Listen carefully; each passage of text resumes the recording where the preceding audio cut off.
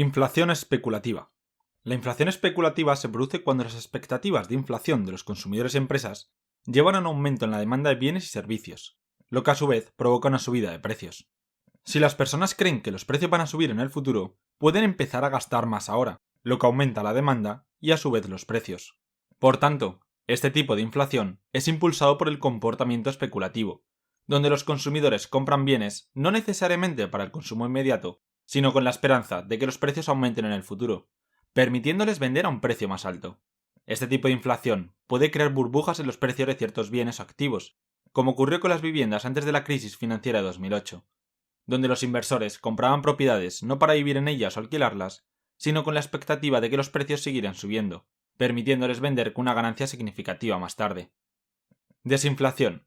La desinflación se refiere a una disminución en la tasa de inflación, es decir, los precios siguen aumentando pero a un ritmo más lento. Es un proceso que puede ser resultado de políticas monetarias y fiscales restrictivas diseñadas para reducir la inflación. La desinflación es una herramienta importante para estabilizar la economía, pero debe manejarse cuidadosamente. Un proceso de desinflación demasiado rápido puede llevar a una recesión económica, mientras que una desinflación controlada puede establecer un entorno económico más predecible y estable, fomentando la inversión y el crecimiento a largo plazo. Deflación. La deflación, también conocida como inflación negativa, es el proceso contrario a la inflación. Consiste en una disminución general y sostenida de los precios en una economía. Aunque inicialmente puede parecer beneficiosa debido a la bajada de precios, la deflación tiene efectos muy negativos en la economía. La deflación puede desencadenar un ciclo perjudicial en la economía, ya que tiende a reducir el gasto y la inversión, lo cual a su vez frena el crecimiento económico y eleva el desempleo.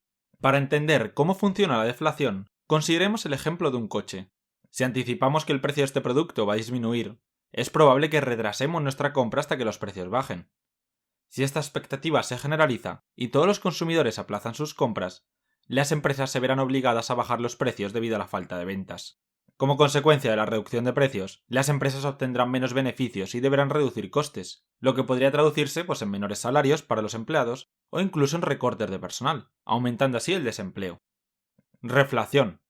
En 1934, el economista Irving Fisher introdujo el concepto de reflación como una estrategia para reactivar el crecimiento económico tras la Gran Depresión de 1929, utilizando presiones inflacionistas a través de ayudas fiscales o monetarias. En otras palabras, la reflación se define principalmente como un método para generar inflación, mediante estímulos fiscales o monetarios, con el objetivo de evitar la deflación, la disminución de precios, y superar una recesión económica, fomentando así el consumo de bienes y servicios. Esto se puede lograr al final de dos formas: aumentando la cantidad de dinero en circulación o reduciendo los impuestos. La intervención del Estado acelera artificialmente el crecimiento económico. Un buen ejemplo se observó en Estados Unidos en 2008, durante la crisis de las hipotecas subprime, cuando el PIB experimentó una caída del 0,1% y en 2009 una disminución del 2,5%. Ante esto, la Reserva Federal intervino para estimular la economía mediante la compra masiva de bonos y títulos respaldados por hipotecas. Unido a una reducción de los tipos de interés hasta niveles casi negativos, proporcionó liquidez que reactivó la economía generando una inflación controlada y beneficiosa para el país. Inflación moderada. La inflación moderada se refiere a un incremento gradual en los precios de bienes y servicios, no superando el 10% anual. Este tipo de inflación es considerado saludable para la economía, ya que promueve el gasto y la inversión, al mismo tiempo que incentiva a las empresas a producir más y a los consumidores a gastar más dinero. La mayoría de los países desarrollados buscan mantener la inflación en un rango moderado, alrededor del 2 y el 3% anual. Inflación galopante. Cuando los precios se descontrolan y suben entre 2 y 3 dígitos al año, se produce una inflación galopante. Este tipo de inflación puede ser devastador para la economía, afectando gravemente el poder adquisitivo de las personas.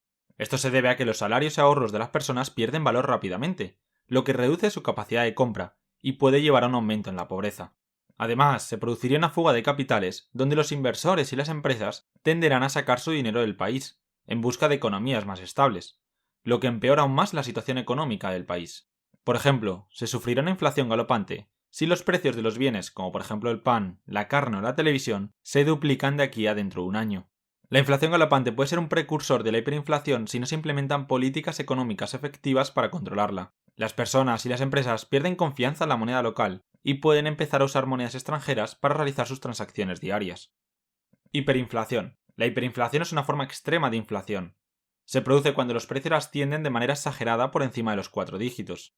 Es decir, Los precios pueden duplicarse o incluso triplicarse en cuestión de días o semanas. Suben tan rápido que el dinero prácticamente pierde su valor de un día para otro. Un ejemplo famoso es el de Zimbabue, en la década de 2000, donde la hiperinflación llegó a millones por ciento. En estas situaciones, la economía colapsa y se hace imposible realizar transacciones económicas normales. Ante este tipo de hiperinflación, las personas y empresas ya dejan de usar la moneda nacional y recurrirán a monedas extranjeras más estables, como puede ser el dólar o el yuan. La hiperinflación destruye el tejido económico y social de un país.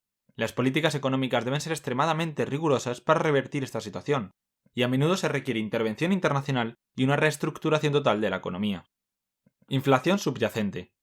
La inflación subyacente es un concepto más técnico. Excluye los precios de los bienes y servicios más volátiles, como los alimentos y la energía, para dar una idea más clara de la tendencia a largo plazo de la inflación.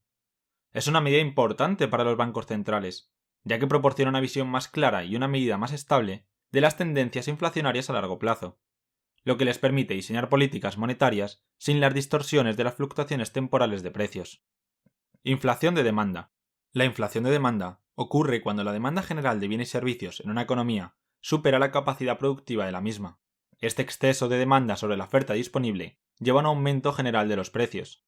La inflación de demanda suele ser señal de una economía en crecimiento, donde los consumidores y empresas tienen más dinero para gastar, lo que incrementa la demanda de productos y servicios. Al final, es la ley de la oferta y la demanda. Si 100 personas quieren comprar televisores, pero solo hay 10 disponibles, estarán dispuestos a pagar mucho más dinero para no quedarse sin ello que si hubieran 100 televisores. La inflación de demanda puede ser beneficiosa pero en pequeñas dosis, ya que refleja una economía en crecimiento. Sin embargo, si no se gestiona adecuadamente, puede llevar a un sobrecalentamiento económico, donde los precios suben a un ritmo insostenible, afectando el poder adquisitivo de los consumidores y provocando inestabilidades económicas. Inflación de costes. En contraste, la inflación de costes ocurre cuando los costes de producción de bienes y servicios aumentan. Esto puede deberse a un aumento en los salarios, el precio de las materias primas o los costos de energía. Las empresas, para mantener sus márgenes de beneficio, trasladan estos costes adicionales a los consumidores, a través de precios más altos. Por ejemplo, supongamos que el precio del petróleo sube drásticamente debido a conflictos geopolíticos en las regiones productoras. Este aumento en el coste del petróleo encarece el transporte y la producción de una amplia gama de bienes, desde alimentos hasta productos manufacturados. Las empresas, enfrentadas a estos mayores costes, aumentan los precios de sus productos para mantener sus márgenes de ganancia, resultando en una inflación de costes. La inflación de costes puede ser particularmente perjudicial porque no está impulsada por una mayor demanda, sino por restricciones en la oferta. Esto puede llevar a una situación económica complicada, donde los precios suben mientras la actividad económica se ralentiza, un fenómeno conocido como estanflación. Estanflación. La estanflación es una situación económica que se caracteriza por la combinación simultánea de tres condiciones negativas. Primera, estancamiento económico. La economía no crece o crece muy lentamente, lo que se refleja en un bajo o nulo crecimiento del Producto Interior Bruto. Segunda, alta inflación. Aumento persistente y significativo en los precios de bienes y servicios. Tercera, alta tasa de desempleo. Elevado nivel de desempleo, lo que implica que una parte significativa de la población activa no encuentra trabajo. Estas tres condiciones provocan que sea un escenario particularmente problemático. Inflación estructural. La inflación estructural es causada por desequilibrios en la estructura económica de un país. Estos desequilibrios pueden ser: primera, rigidez en el mercado laboral. Las leyes laborales restrictivas o los contratos a largo plazo pueden impedir que los salarios se ajusten rápidamente a las condiciones económicas cambiantes, lo que puede llevar a presiones inflacionarias. Segundo, falta de competencia. Sectores con poca competencia pueden mantener precios elevados, ya que no enfrentan presiones para reducir costes o mejorar la eficiencia. Tercera, ineficiencias en la producción. Ineficiencias en la cadena de suministro, como problemas logísticos o tecnología obsoleta, pueden aumentar los costes de producción y por ende los precios de los productos finales. La inflación estructural es particularmente desafiante de abordar, ya que requiere reformas profundas y a menudo impopulares en la economía. Sin embargo, abordar estas causas subyacentes es crucial para lograr una estabilidad de precios a largo plazo. Inflación importada. La inflación importada ocurre cuando el precio de los bienes importados aumenta, elevando el nivel general de precios en la economía nacional. Este tipo de inflación es común en países que dependen en gran medida de importaciones para satisfacer sus necesidades de consumo y producción. Por ejemplo, si un país depende en gran medida de las importaciones de petróleo y el precio del petróleo sube, esto puede llevar a un aumento generalizado en los precios de bienes y servicios. La inflación importada puede ser particularmente difícil de controlar para los países, ya que depende de factores externos fuera del control del gobierno nacional. Las políticas monetarias y fiscales tradicionales pueden ser menos efectivas, y las autoridades pueden necesitar enfocarse en estrategias para diversificar la economía y reducir la dependencia de las importaciones. Inflación reprimida. Ocurre cuando un gobierno impone controles de precios manteniendo los precios oficiales bajos para evitar que la inflación se manifieste abiertamente. Esta situación puede llevar a la escasez de bienes, mercados negros y un eventual ajuste de precios cuando se eliminan los controles, donde los precios suban rápidamente para reflejar la inflación acumulada. Un ejemplo notable de inflación reprimida se observó en la Unión Soviética. Los controles de precios mantenían los precios de los bienes básicos artificialmente bajos, pero la oferta no podía satisfacer la demanda. Esto resultaba en largas colas y la existencia de mercados negros donde los bienes se vendían a precios significativamente más altos. La inflación reprimida puede crear distorsiones significativas en la economía. Aunque los precios oficiales permanecen bajos, la escasez y los mercados negros revelan la verdadera presión inflacionaria. Hasta aquí terminamos con el vídeo de hoy. Te dejo ahora un vídeo recomendado que creemos que te puede gustar. Nos vemos en el próximo vídeo.